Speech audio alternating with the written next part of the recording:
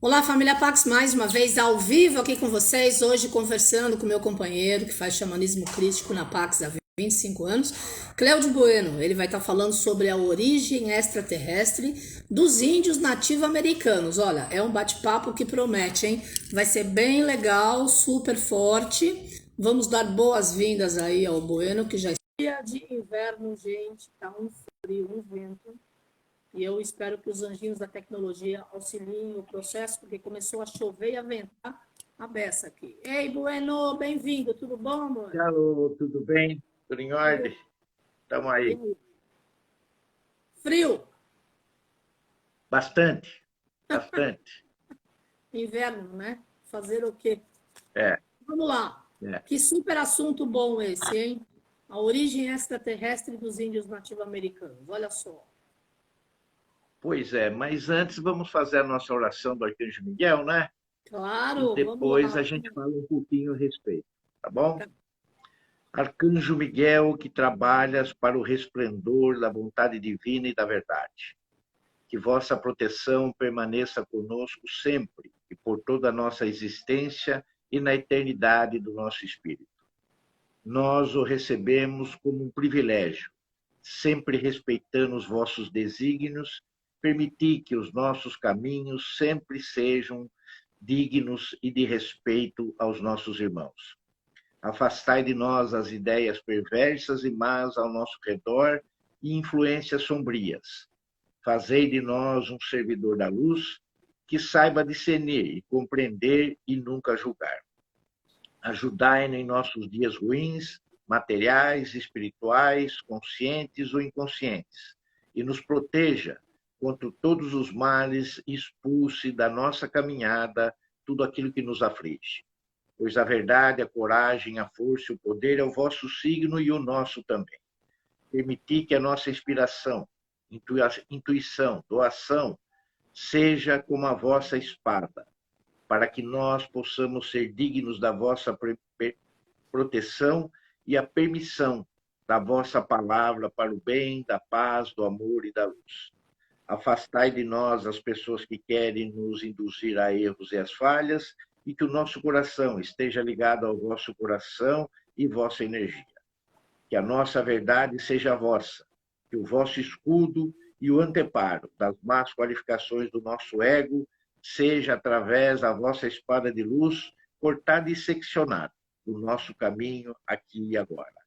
Fazei de nós o mensageiro fiel da suprema verdade da vossa alma, e assim, Arcanjo Miguel, através de vossa proteção a toda a humanidade, a todos os reinos, da nossa Mãe Terra e de todos nós, nós dizemos gratidão, gratidão, gratidão. Que se cumpra, se manifeste aqui agora e por toda a eternidade. Amém. Muito bom. Então, Carmen, fale. Quer falar? Fale. Eu quero lembrar que nesse sábado, dia 18, o Bueno vai estar fazendo uma vivência no Zoom, Xamanismo Crístico, as 4 direções da Cruz de Malta do Bem-Amado Mestre Saint Germain. Quem sentiu o chamado, tem todas as diretrizes aí nas nossas plataformas para que vocês possam participar. Eu quero saber, adorei o tema de hoje, origem extraterrestre dos índios nativos-americanos. Eu quero saber, você Então, sente Carmen, essa então, não aproximação sei dos se. extraterrestres está vindo muito forte, né, ultimamente. Então, eu não sei se você está me ouvindo bem aí. Está me Sim, ouvindo bem? Tá tudo perfeito. ok? E tomara que as demais pessoas também estejam ouvindo bem. Veja só, os índios norte-americanos, através de muitos anos, eles foram cerceados do seu direito de professarem a sua religiosidade, através da própria civilização e desde a chegada dos europeus que vieram para a colonização das Américas como um todo. Uhum. Mas principalmente lá nos Estados Unidos e em todas as Américas, haviam aproximadamente quase 150 milhões de indígenas. Nossa. 150 milhões de indígenas. Hoje existem apenas alguns milhares Uhum. nas 3 Américas. Isso vem acontecendo de uma forma assim mais acentuada nos últimos anos. Uhum. Mas durante todos esses anos da colonização europeia nas Américas, eles tiveram esse cerceamento do direito de se exprimirem através daquilo que eles acreditavam, e eles assumiram uma postura daquilo que nós chamamos e sempre fazemos, que é o silêncio. Então, o silêncio foi um denominador comum de praticamente todos os índios das Américas, porque eles foram, através dos europeus, sistematicamente levados e conduzidos para o cristianismo. Então, muito das suas crenças, muito daquilo que se acreditava, foi se perdendo durante o tempo. Mas, mesmo assim, durante os conselhos indígenas, durante as fogueiras, durante as conversas entre os mais velhos, que é chamado de anciões, no meio tribal, existia uma conversa dentro das suas próprias línguas, daquilo que eles ouviram e foi contado também pelos mais velhos, pelos seus bisavós, pelos seus avós, e assim sucessivamente. Esse silêncio ele é quebrado a partir de 1978, com a vitória do presidente Jimmy Carter nos Estados Unidos, que libera a religiosidade, então, para todos os indígenas americanos, para que eles possam fazer as suas cerimônias, que eles possam usar da sua própria língua e externar aquilo que vai na sua mente e no seu coração, para que eles possam desfrutar, assim, das suas ancestralidades, dos seus antepassados. Então, a partir de 1978 só, que é feita uma libertação, vamos dizer assim, da consciência do índio, né? Bom, por que eu falo do índio, né? E estou falando um pouco mais da América do Norte, nesse sentido. Não que aqui na América do Sul não exista isso também. Existem os pataxós, existem os virgues, que trabalham essa, vamos dizer assim, essa predominância da mesma consciência e da mesma informação, do mesmo conhecimento. Nós tivemos a grata satisfação de 2011 sermos os primeiros aqui da América do Sul a sermos convidados para nós participarmos de uma conferência que se chamava Star Knowledge, que significa conhecimento das estrelas. Lá eu tive vamos dizer assim, um encontro com aquilo que já praticávamos aqui no Brasil, que nós chamávamos de xamanismo crístico, que é uma tendência muito forte de todos nós sabermos que nós somos não um produto desse planeta, quem sabe, mas nós somos sementes estelares de outras constelações e de outros planetas que aqui estamos. Muito bem. Existe, então, a palavra que os índios norte-americanos e alguns povos aqui na América do Sul, talvez também na América Central, talvez mais forte ainda na América Central, através dos maias, essa relação que eles chamam de nações das estrelas. Nações das estrelas. E que nós somos considerados, então, o povo das estrelas, né? Se existem as nações, todos aqueles que comungam desse pensamento e agem dessa forma, através das suas consciências, através dos seus pensamentos, sentimentos, das suas palavras e das suas ações, vamos dizer assim, permeando esse tipo de cultura e esse tipo de raiz, nós somos chamados de o povo das estrelas.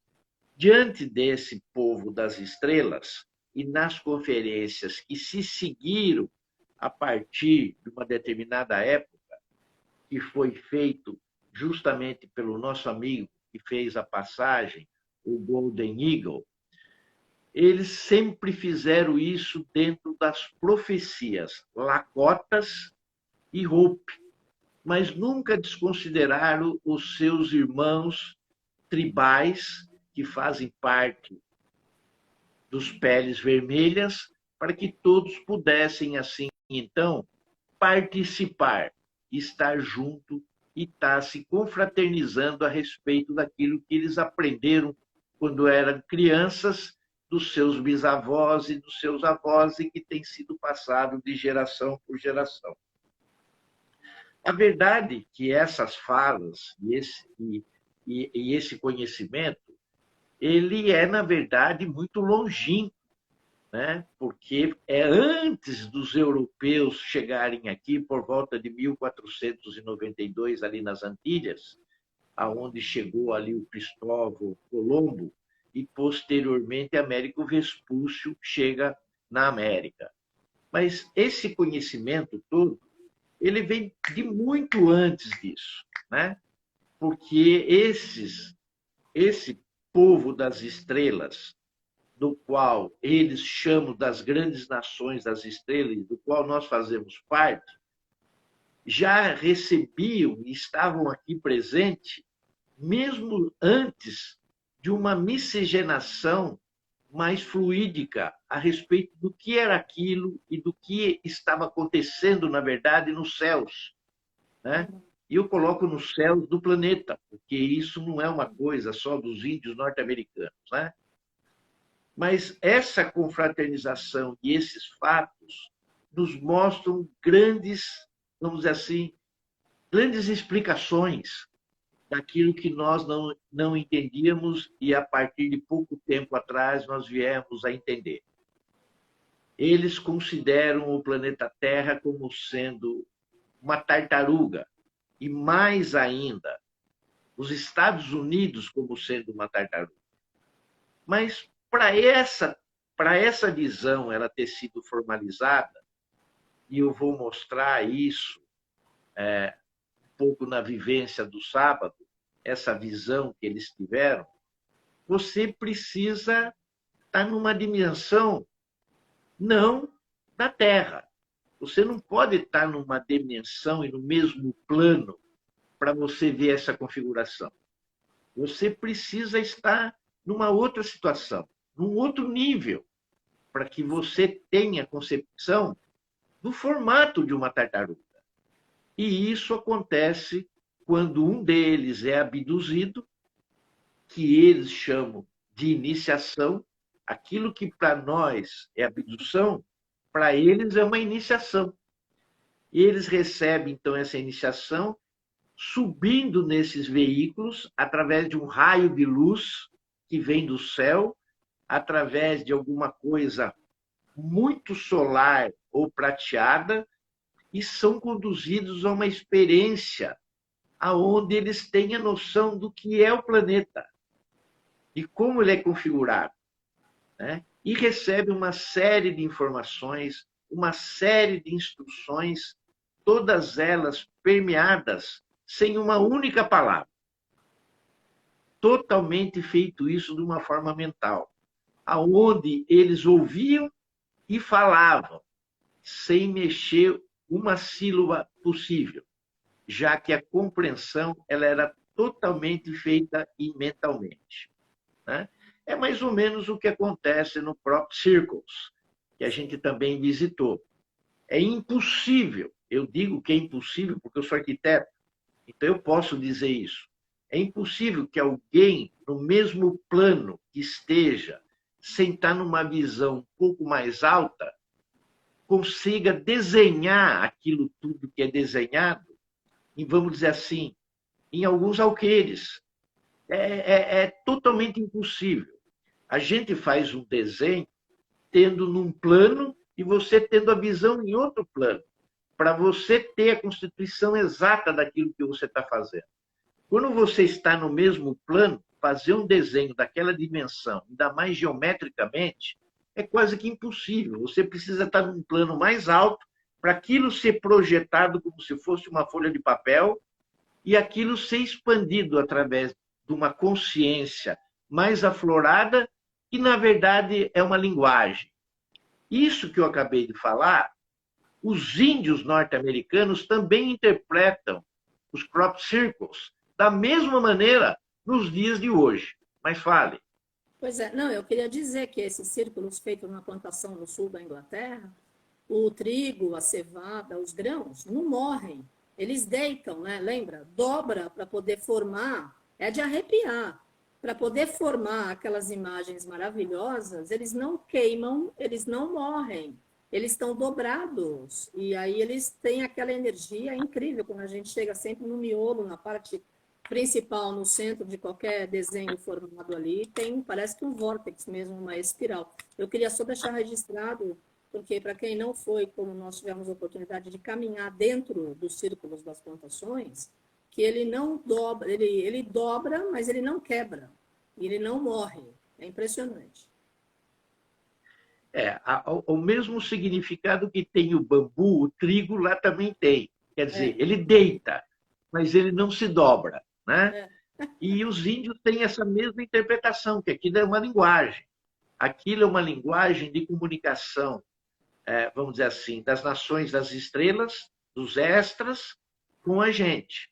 sim, Mas não se esquecendo, segundo eles, que o mundo ele não existe só em cima, ele existe também embaixo. E são os intraterrestres. Mas esses nós vamos falar numa próxima vez. sim, Diante do que nós estamos falando, é importante dizer que toda essa comunicação que existiu através, assim, vamos dizer, de séculos, entre aqueles que estavam aqui e aqueles que estavam em cima, foi para mostrar justamente as mudanças que deveriam vir para os povos que ali residiam. Que aquelas mudanças seriam contra uma civilização que eles adotavam em favor da natureza, em favor das estrelas, em favor das criaturas das quais nós chamamos de animais, e que a relação entre os homens não seriam mais de irmandade, teriam outros focos que não aqueles que existiam, mesmo quando existia conflito entre uma tribo e outra, mas era um conflito, vamos dizer assim, honesto. Eram conflitos que ambos tinham as mesmas armas, os mesmos poderes e as mesmas configurações, aonde o mais forte sobressairia diante do mais fraco, como acontece na própria natureza, né? sim. Então, eles estavam sendo alertados para essa mudança, que eram para eles se prepararem para essas mudanças. E o maior fator de manifestação desses, vamos dizer assim, desses alienígenas que se apresentavam para eles, eram para mostrar pontos significativos que iriam assim surgir no meio deles, que ia mudar completamente a cultura deles. O primeiro, a questão religiosa, que era a questão da doutrinação, porque eles eram vistos como pagãos, né? Eles admiravam as estrelas. E para eles, todos aqueles que existiam na Mãe eram entidades sagradas, das quais eles faziam parte. Na matança do animal, eles pediam a permissão. E depois, a hora que aquele animal era morto, eles faziam o encaminhamento do seu espírito à terra e pegavam exatamente aquilo que precisavam para se alimentar. Ou através dos ossos, ou através da pele, da carne e de toda aquela constituição daquele animal, era feito a sobrevivência deles e, ao mesmo tempo, era um reverenciamento àquele animal que tinha partido, né? Segundo, a questão econômica. A questão econômica ela ia entrar de um modo na postura monetária, da quais eles não tinham, porque toda a produção deles, entre uma tribo ou na mesma tribo, eram feitas por trocas. Eu tenho isso, você tem o que eu preciso, vamos trocar? Não existia a questão da moeda e a questão monetária para se julgar uma relação financeira daquele que tem mais do que aquele que tem menos. essa relação era feita com determinados objetos ou determinados animais. Ou eram feitos por facas, ou eram feitos por flechas, ou eram feitas até mesmo por cavalos. Entre eles, os mais ricos eram aqueles que tinham uma verdadeira manada. Esses eram os ricos, mas eram animais que procriavam entre si. Então, quem tinha mais animal e procriava e tomava mais conta, ele tinha um poder de barganha, de troca, maior do que outros. E a terceira e última era a questão política, porque a questão política dentro de uma tribo, ela era sempre feita através do chefe, através, vamos dizer assim, do feiticeiro, do xamã ou do pajé, e depois vinham os guerreiros, depois vinham as mulheres, os jovens e os filhos. Aí vinha toda a natureza que os cercavam dentro de um panteão de reverência. Isso iria mudar. Isso eles não iam ter mais. E eles foram alertadas para essas, vamos dizer assim, essas confluências que o novo governo se faria diante deles. Que eles perderiam, então, essa atitude junto às nações das estrelas que se baseavam em práticas mentais, das quais eles eram as próprias experiências disso, enquanto abdução ou iniciações que eles tinham junto às estrelas, das quais a questão era única e exclusivamente espiritual e única e visão universal daqueles que eles tinham diante do planeta, que quando eles saíam nessas viagens, vamos dizer assim, estelares, eles tinham a consciência de que o universo era muito maior do que eles pensavam e imaginavam. E quando voltavam dessas iniciações, dessas abduções, eles passavam toda essa visão àqueles que ainda estavam na tribo e um iam contando ao outro, e esses contos, vamos dizer assim, ou essas histórias, eram passadas de gerações a gerações. Bom, nós hoje temos no planeta um sistema monetário bastante forte, nós temos um sistema financeiro que abarca o planeta como um todo, nós temos sistemas religiosos bastante predominantes através de algumas raças e temos uma sociedade dentro de um patamar social onde nós conseguimos definir uns aos outros o que eles são, através dos nossos julgamentos, coisa que eles não tinham, porque eles não aprenderam esse nível de tratamento.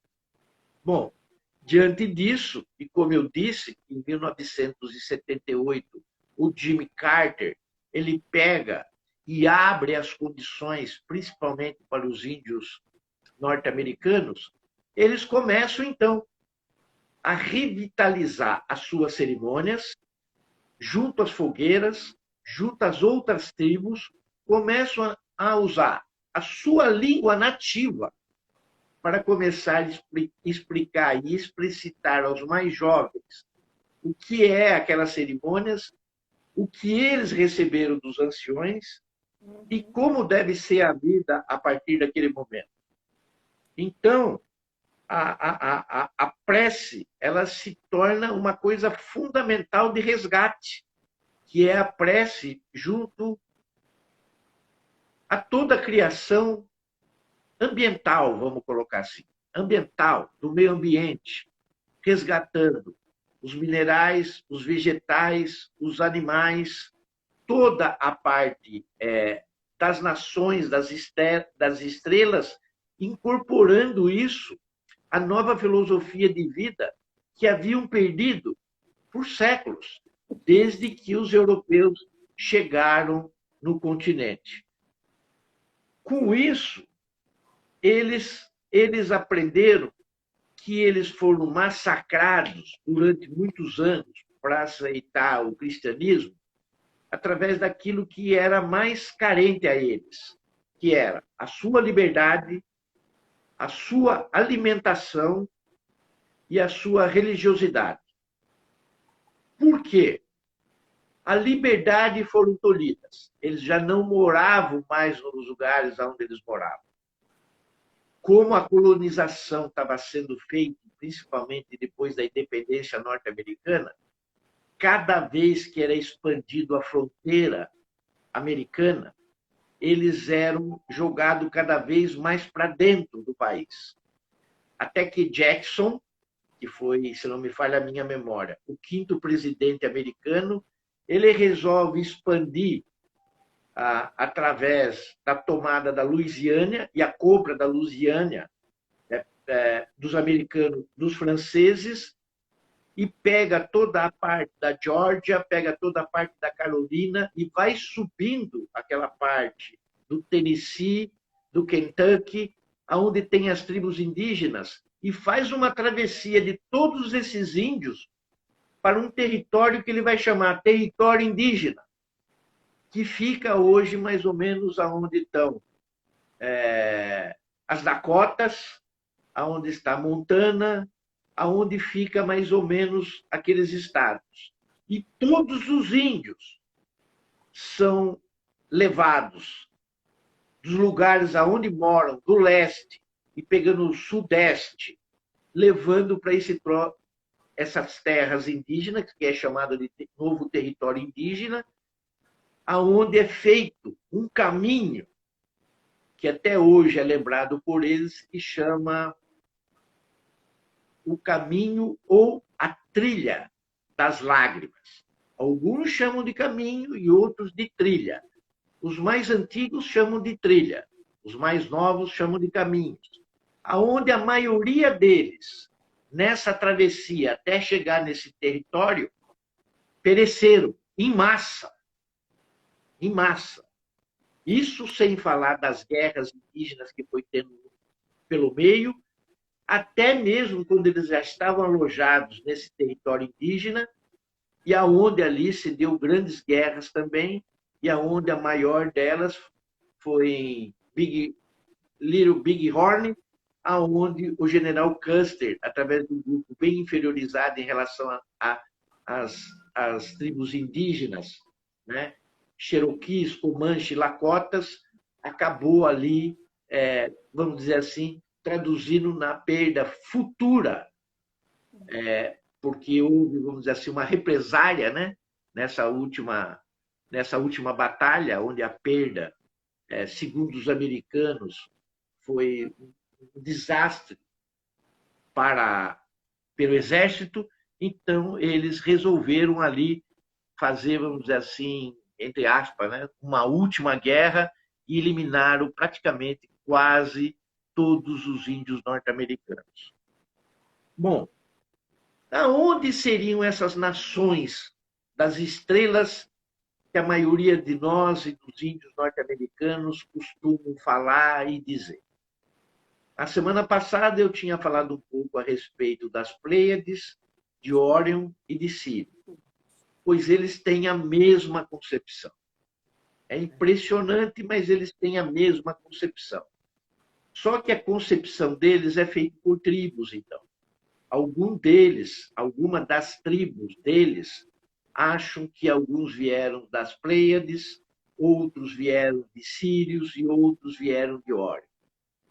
Dentro do meu texto que eu escrevi, você mais futuramente vai publicar, ali ficou claro para nós que na sua palestra do Golden Eagle, nós todos levantávamos a mão quando ele perguntávamos da onde nós éramos. E ele dizia e dava uma radiografia para a maioria, explicando como sementes estelares que nós somos, o que era o nosso caminho, qual era o nosso propósito, qual era a nossa missão aqui na Terra. Eles tinham essa mesma visão. No Havaí, acontece a mesma coisa. No Havaí acontece a mesma coisa. No primeiro dia da primavera, o Havaí inteiro faz uma cerimônia, principalmente para os núcleos ancestrais daqueles que estão na ilha há mais tempo, através dos seus antepassados, uma cerimônia que vem do mar para a terra, através de uma jangada, aonde todos eles reverenciam as Pleiades, que são as 7 estrelas mais brilhantes, que é considerado as 7 irmãs. Isso é feito em localidades distintas no planeta, sem eles se comunicarem. É uma coisa incrível.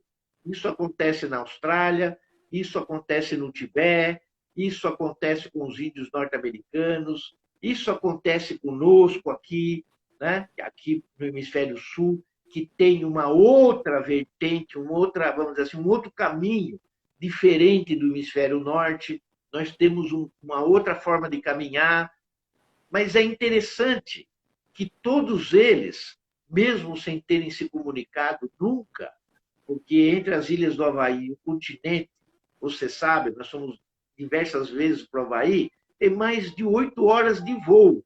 Então, imagine o que seria navegar das ilhas até o continente, quanto tempo não levaria para que esse congraçamento existisse. O que existe mais, vamos dizer assim, de novo, né, mais moderno nessa história toda, é que, na verdade, tanto os índios norte-americanos, quanto os havaianos, e quanto alguns de nós, mesmo quanto a América do Sul, seja no continente americano, né, nós viemos de uma tradição hinduísta. Nós somos todos participantes de uma comunidade que nasceu na Índia, entre a Índia, o Nepal e o Tibete. Nós fazemos parte de um pedaço de chão aonde dali nós saímos e florescemos, povoando todo o restante do continente e numa determinada época, aonde a Ásia ela tinha o Estreito de Bering automaticamente ligado por terra com a América. E foi ali que se fez a transferência de um pouco da humanidade para as Américas, até que houve o distanciamento através das idades e das constituições terrestres feitas por tsunamis, terremotos e mudanças de eixo. Essa continuidade de terra entre a Ásia e as Américas, através do Estreito de Bering, se perdeu e formou-se ilhotas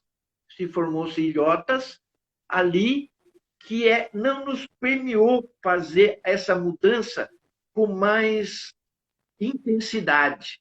E aí, então, era feita através de navegação entre ilhas, que essas ilhas ficou depois chamada de Aleutas, as Ilhas Aleutas. Bom, uma vez constituído essa nova geração dos índios americanos, e já ter falado da questão da tartaruga, nós temos que lembrar que isso era feito pelos Lakotas. Mas como as conferências é dada em cima de 2 povos, é dada em cima dos Lakotas e dos Hopis, que tem uma profecia, e essa profecia eu não vou dizer hoje, porque ela abrange toda uma outra vivência, vamos dizer assim, nós temos que dizer qual era a outra configuração onde os Hopis viam a presença dos extras. Se, por um lado, os Lakotas tinham as suas iniciações através das abduções, onde eles andavam na nave e viam a configuração, para os Hopis acontecia justamente o oposto. Né? Essa iniciação dava-se com a presença dos próprios extras entre eles. E eles faziam isso através da configuração de como eles viam os extras que, junto deles e na tribo deles. Essa configuração máxima é dada através de uma figura chamada Kashinas. Kashinas, que você conhece bem, que são aqueles bonequinhos que são mascarados, que são, vamos dizer assim, usam indumentárias e vestimentas, um diferente do outro, mostrando que a presença deles aqui entre os Hopes eram de uma forma diferenciada, dependendo de onde eles vinham. Por isso não eram todos iguais. Por isso eram todos diferentes. E eles, nas tradições deles, através vamos dizer assim, da sua história, das suas danças, homenageiam os Caxinas. Até hoje. Até hoje, os Caxinas são homenageados justamente na entrada da primavera. Veja que a primavera na América do Norte ela tem um significado tão grande na passagem de uma estação para outra, às vezes mais do que um solstício ou do equinócio, aonde tinha mais a ver com plantações ou tinha mais a ver com a lua e o procedimento de determinadas situações que o povo usava. Seja ela na busca das visões, seja ela na busca das caças, seja das cerimônias de acasalamento entre as pessoas, que geralmente nós chamamos de casamento, seja no nome dos filhos. Então, tudo isso tinha uma proporção muito grande quando se mudava de estação para estação. Então, os Caxinas, eles têm essa questão da irmandade celeste através dos povos, das estrelas e das nações estelares, configurada entre eles. Tanto é que a profecia deles entre todas as tribos americanas é a mais forte de todas, e aonde eles conseguem traduzir com maior lucidez aquilo que ia acontecer para todos os irmãos, que é chamados de peles vermelhas. Né? Bom, eu prometi, eu não sei que horas são, eu não tenho ideia de que horas é, porque o relógio acabou 20 ficando... para 6, você tem 20 minutos. 20 para 6. Tá bom.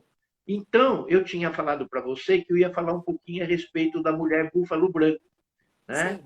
Que você me questionou depois pelo telefone, escuta, conta alguma história, conta alguma lenda, conta alguma coisa. Existem muitas, mas eu vou falar de duas apenas, uma é a mulher búfalo branco. Essa mulher búfalo branco, ela é projetada na frente de dois guerreiros. Ela é projetada, porque eles saem para fazer a catação. A catação é aquilo que a natureza dava. Os frutos que estavam na árvore, aquelas coisas, ou as sementes que caíam das árvores, né? Ou através da própria pesca, ou através da própria caça. Eles tinham um modo de vida, de sobrevivência, que era da catação ou da caça. E dois guerreiros saíram para ir buscar a alimentação necessária para suas famílias. E, de repente, é projetado na frente deles uma mulher, uma beleza incomparável, aonde trazia nas suas costas uma pele de búfalo branco e aos seus pés tinha um novilho. Tinha um novilho de bisão branco também. Um dos guerreiros, quando olhou aquela mulher com aquela beleza esplendorosa, teve, vamos dizer assim, a sua sensualidade exacerbada. E teve um processo de excitação. Quando ele se aproximou da mulher búfalo branco, ele foi exterminado, ele foi consumido e desapareceu. Enquanto o outro índio se prostrou numa situação de reverência, porque viu que estava na frente dele não era desse mundo, e sim de outro. E pastou, então, ali, prostrados ainda, sem olhar para os olhos dele, para que ele não pudesse ter nenhum pensamento além daquilo que estava acontecendo, e se colocou de uma forma não submissa, mas de uma forma reverente aquilo que pudesse acontecer com ele. Então, ela pediu que ele levantasse a sua fronte, né? O dignificou, dizendo que aquela atitude lhe agradava muito, e que gostaria que ele a levasse até a sua tribo. E ele a levou até a sua tribo. Ali, junto, sentado dentro de uma tipe, né, de uma cabana, através da fogueira, o conselho se reuniu e ela passou alguns ensinamentos para eles. Ela passou praticamente 4 ensinamentos e deu um ritual. O primeiro ensinamento foi através da erva doce. O que a erva doce representava para os pensamentos? Os pensamentos sempre teriam que ser irrigados por erva doce. O segundo foi a selva, a sálvia. A sálvia deveria fazer a limpeza e a purificação do corpo físico, não só dele, como de toda a comunidade e todos aqueles que entrassem em contato com eles. Terceiro, a respeito do cedro. O cedro era importante para que eles tivessem uma noção de ligação e de conexão através daquilo que acontecia no alto, ou seja, no céu e na terra. E deu para eles também o tabaco, que era muito difícil de se encontrar, mas que eles teriam que fazer, vamos dizer assim, agricultura. E pegando o tabaco, ela, através de uma projeção, ela manifesta em suas mãos um cachimbo, aonde a parte de barro era justamente a conexão com a terra. E o canudo para aonde liga a parte do cachimbo de barro, né? Para que você possa aspirar, era a comunicação e a parte central do ser em relação àquilo que eles deviam exprimir nas suas intenções, nas suas aspirações e nas suas necessidades. E quando queimasse o tabaco na parte de barro e eles aspirassem e a fumaça saísse da boca ou saísse do cachimbo, fossem ali as palavras que os céus iam receber para que as suas necessidades, as suas aspirações e os seus desejos fossem concretizados. Esse cachimbo, ele existe até hoje. Esse cachimbo, ele é concretizado, poucos veem esse cachimbo e eles estão sob a domínio e a guarda de uma dessas 2 tribos.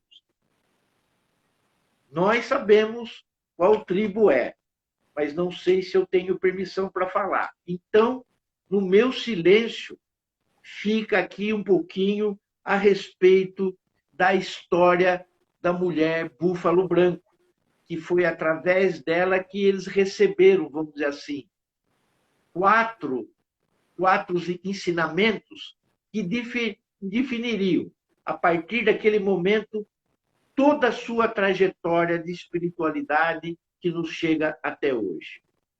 Bom, diante dessas situações, eu preciso falar de mais 2 coisas. Primeiro é de Black Elk, né? O alce negra. O alce negra, ele tem uma forte presença em todos aqueles que gostam dos índios norte-americanos.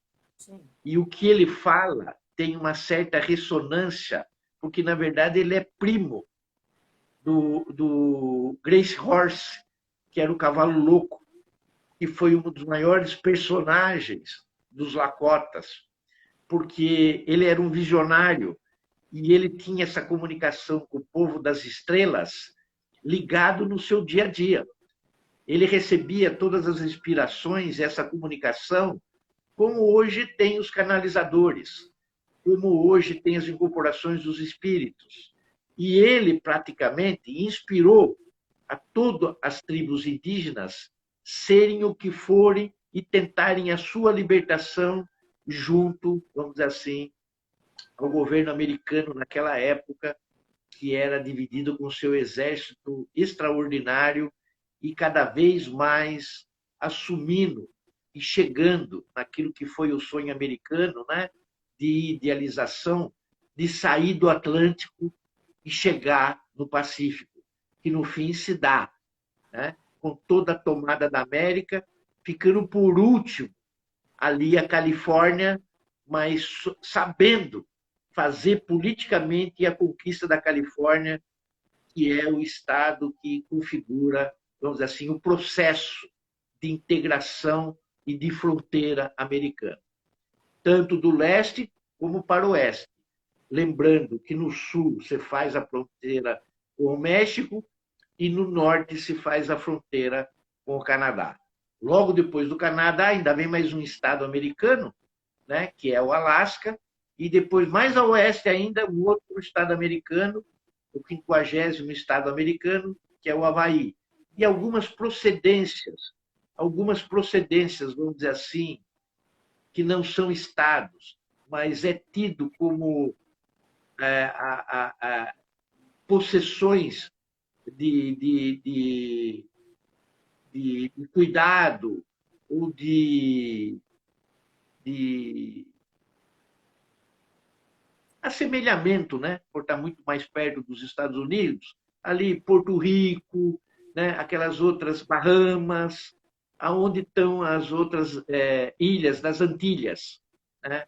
Então, os americanos também vê eles e os protegem, vamos dizer assim, com a sua independência americana, através do processo financeiro, através do processo governamental, dando assim uma espécie de proteção a algumas ilhas que tem ali nas Antilhas. Mas o Black Elk, ele teve, além de ser o primo do Gracie Horse, ele foi uma das pessoas que teve o seu processo de abdução. Ele foi abduzido. Então, é muito difícil para a gente não levar isso em consideração. Porque, além dele ter toda essa linhagem, vamos dizer assim, consanguínea e espiritual com Gracie Horse, ele, numa andança e numa saída em busca de uma visão, ele foi abduzido. Ele esteve num aparelho, ele esteve numa nave. E lá ele recebeu todas as informações necessárias e viu o que era dentro aquela magnitude, sem poder explicar o que era aquilo e o que acontecia quando ele voltou. Porque Blake Elk, ele nasceu em 1863 e morreu em 1950, quando o primeiro aparelho de televisão estava surgindo em toda a América. Quer dizer, tudo aquilo que ele estava vendo era de uma incompreensão totalmente ilógica para ele. Que ele não tinha concepção que justamente no ano que ele fez a passagem foi o ano que a televisão se apresentou para a gente. Talvez ele nem tenha chegado a ver a televisão. Então, todo aquele aparato tecnológico, e aonde ele foi levado para outras nações das estrelas, e voltando, e ele conta isso em algumas passagens dele. Tanto é que, se você me permitir, eu vou ler uma delas, que ele diz o seguinte: essa terra é preciosa para Deus, e tratá-la mal é desprezar o seu Criador. Contaminais o vosso leito, e uma noite, então, você ficará sufocado nos vossos desejos. A terra não pertence ao homem, mas o homem pertence à terra. Todas as coisas estão ligadas. Qualquer coisa que sucede à terra acontece aos filhos da terra. O homem não teceu a trama da vida. Ele é apenas um fio dessa trama. Qualquer coisa que você faça a trama, faz a si mesmo. O fim da vida é, na verdade, o início dela. É um ser que tem uma capacidade de ver as coisas de uma forma que nós somos tratados por alguns povos nos dias de hoje, em pleno século XXI, por um ou outro vizinho, o brasileiro, como sendo selvagem. Nós somos selvagens, porque os outros povos, ou algum povo da América do Sul, diz que foi colonizada pelos europeus e que nós somos selvagens. Esses, o Black Elk, que é um selvagem, né? Que é considerado um selvagem durante séculos e séculos, que não foi lhe permitido a expressão da palavra ou dos seus costumes, falou isso no século XX. Quantos no século XX, no início dele, entre 1900 até 1950, onde ele foi e fez a passagem dele, tinha essa consciência que muitos hoje, no século XXI, ainda não têm. Era de um ser iluminado, era de um ser extraordinário.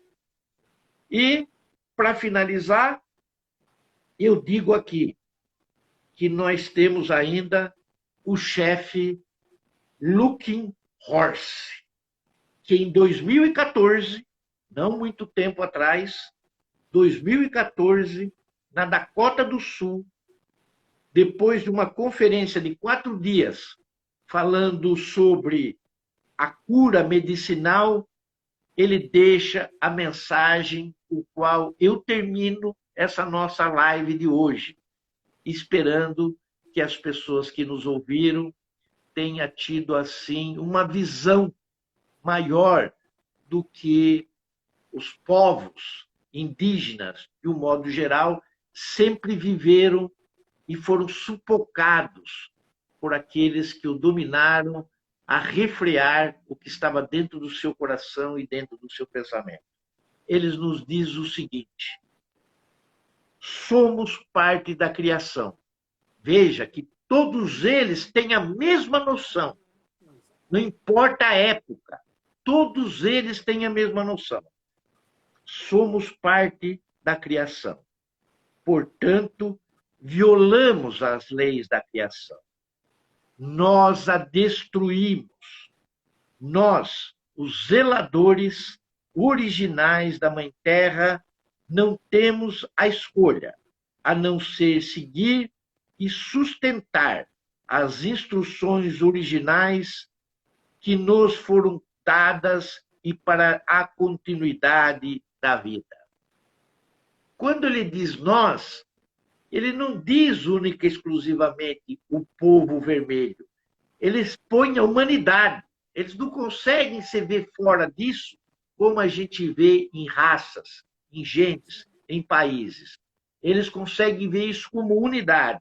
E ele continua: reconhecemos a nossa conexão umbilical com a Mãe Terra e entendemos que ela é a fonte da vida, não um mero recurso a ser explorado.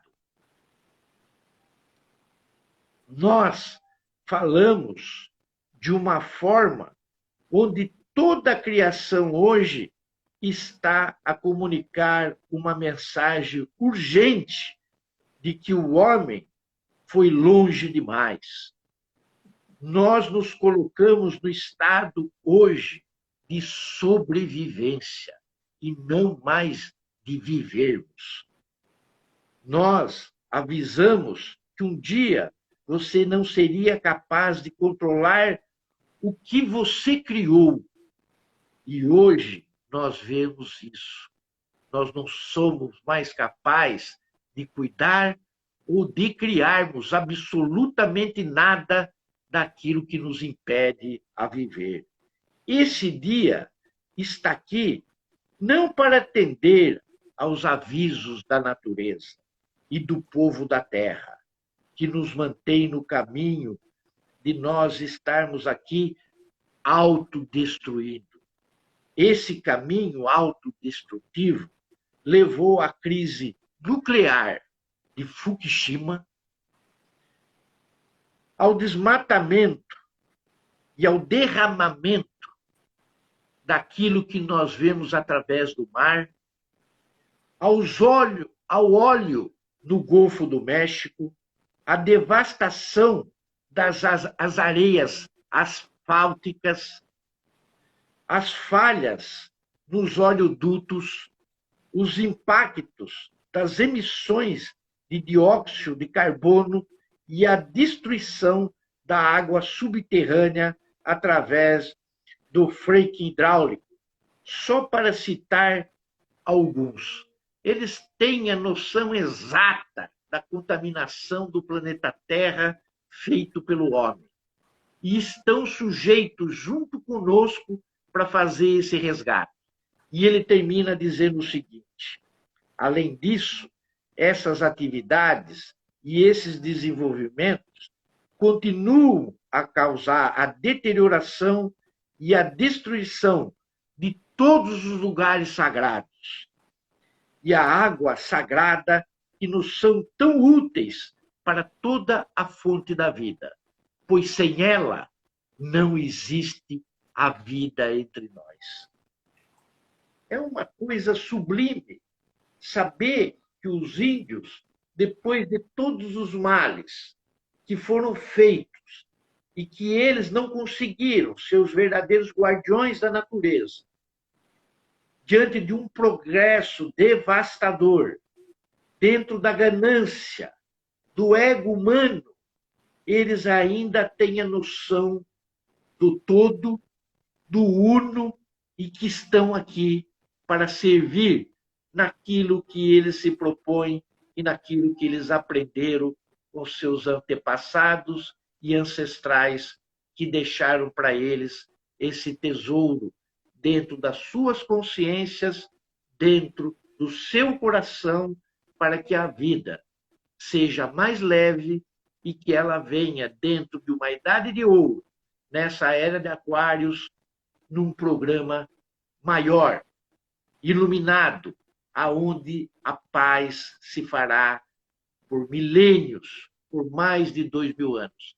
Eles têm a consciência de todos os seres iluminados e professam, e por isso nós fomos chamados a Knowledge Lodge, porque eles têm a configuração perfeita de quem são esses seres iluminados. Tanto é que no nosso altar, e durante a conferência toda de 2011 em Caróquia, lá estiveram o nosso mestre na parede. Eles sabem quem é o mestre Saint-Germain. Eles sabem quem são os mestres ascensionados. Sabem quem são os seres de luz. E eles comungam junto conosco naquilo que nós chamamos nesse caminho, que é o caminho vermelho e o caminho azul, o caminho dourado da chama violeta. Carmen, eu espero que todos tenham um final de noite muito lindo, muito brilhante, que tenham um começo amanhã, na sexta-feira, de um final de semana esplendoroso, um sábado assim de descanso, um sábado de reposição das suas energias, um domingo cercado por muito amor, muito carinho, muita dedicação junto às suas famílias, junto àquelas pessoas a quem vocês amam, e que tem o início da semana, o dia 21, e praticamente nós estaremos entrando na primavera, um novo começo, um novo resplendor nas nossas vidas, sabendo que nós apenas estamos seguindo passos de outros que vieram antes de nós e que nós estamos tentando levar para aqueles que estão vindo depois de nós. Era o que eu tinha para falar no dia de hoje, esperando que todos aqueles que receberem os chamados estejam conosco no próximo sábado, falando um pouquinho mais do mestre, da cruz, de xamanismo, das direções, e que nós continuemos servindo a luz, que nós possamos ser agraciados com a nossa doação, com a nossa intuição, com a nossa inspiração, com as nossas palavras, aqueles corações que ainda têm o pensamento, que têm o sentimento, que usam também as suas palavras e as suas situações, sempre para levarem aqueles que estão à nossa volta dias melhores. Amém. Gratidão pelo convite, gratidão pelo convite, gratidão pelo convite, cara. Obrigada a você por estar aqui com a gente hoje. Você me deixou emocionada aí. Quando você falou da conferência e do mestre, eu vou ter que falar aqui, né?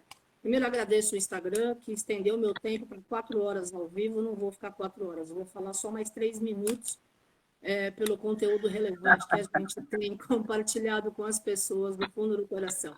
Mas eu não posso deixar passar essa oportunidade, porque na semana que vem vai haver uma grande homenagem a um grande índio nativo americano, que é o Golden Eagle, que fez a passagem o mês passado. E nós tivemos a honra de conhecê-lo nessa conferência que o Bueno citou em 2011, lá em Carroll, um lugar sagrado, 11/11 de 2011. Todos os chefes das principais tribos nativo-americanas estavam presentes e foi muito forte, realmente, né? E ali, os principais chefes indígenas reconheceram o Bueno como um grande chefe em outras encarnações. Então, eu preciso deixar isso registrado, porque o momento mais importante da conferência foi quando o Bueno ofereceu, a gente tinha levado um cocá para ele, de pena de côndor, que a gente tinha acabado de voltar do Peru, e fizeram uma grande cerimônia e ele foi consagrado. Ele fez a passagem para os planos de luz o mês passado. Ele é irmão da Silver Star, que está sempre com a gente em algumas vivências, e ele realmente deixa um legado incrível. E nos próximos dias eu vou estar compartilhando mais dessa energia. E nós tínhamos levado um banner com a imagem do Mestre Saint-Germain e do Pena Branca, porque a Silver Star tinha pedido, ela tinha estado na Pax para fazer a consagração do Mastro da Paz, e falou, olha, leva a imagem dos mestres para a gente ter ali perto. E a gente ia colocar a imagem dos mestres do lado de fora da conferência, tanto que nós colocamos do lado de fora. E o Golden Eagle foi lá fora, pegou o banner e colocou no meio do altar, entre o Sitting Bull e o Chief Joseph.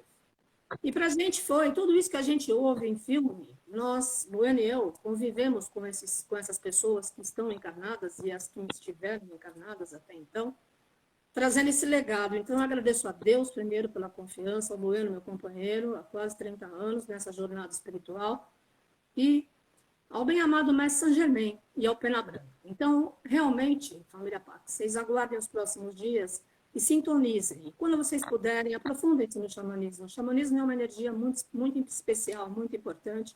Nós estivemos em vários países lidando e conhecendo xamãs, participando de várias conferências, mas todo o legado nativo-americano é muito forte na história da humanidade, né? Então, eu quero deixar aqui esse meu registro. Nesse sábado, o Bueno vai estar fazendo uma vivência de xamanismo crístico, falando sobre as 4 direções da Cruz de Malta do bem-amado Mestre Saint-Germain, e eu desejo que a gente continue aí, todo mundo, com saúde, saúde, saúde, para continuar servindo a Deus e os planos de luz, tá bom?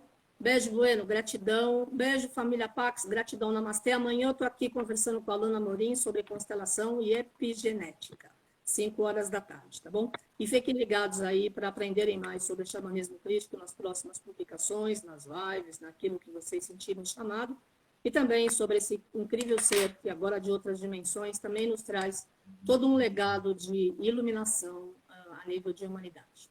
Fala, Bueno. Não, só gratidão, gratidão, gratidão, só estou me despedindo. Então tá, beijo no coração, gratidão, namastê, família.